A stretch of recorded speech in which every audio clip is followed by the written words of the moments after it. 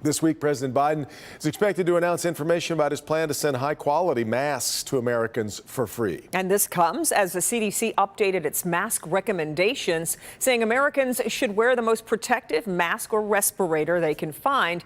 But in some cases, finding a genuine respirator can feel like a gamble. Dr. Frank McGeorge is here with some tips to help identify fakes. Doc.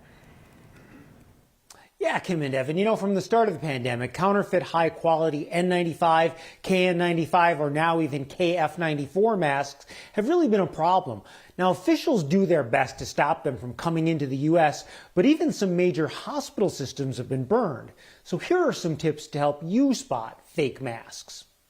The highly transmissible Omicron variant has health officials recommending you upgrade your mask to an N95 or KN95. But the growing demand is leading to online scammers targeting unsuspecting consumers and selling counterfeit high-quality masks. So how do you make sure your mask is real or fake? It's an incredibly difficult market for consumers to navigate. There are hundreds of millions of these masks on the market in America right now that have no oversight. It's very dangerous.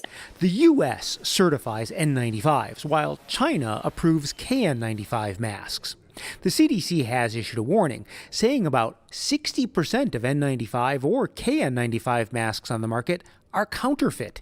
Here are some ways to spot fake high-filtration masks, referred to as respirators.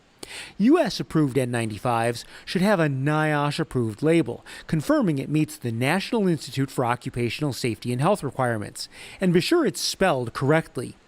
KN95 masks from China will not have a NIOSH label. As a consumer, it's impossible to tell by looking at a respirator whether it's a performing respirator or not. They look identical. Also, real respirators shouldn't have any decorative fabric or add-ons. Finally, if an N95 has ear loops instead of headbands, that's a red flag.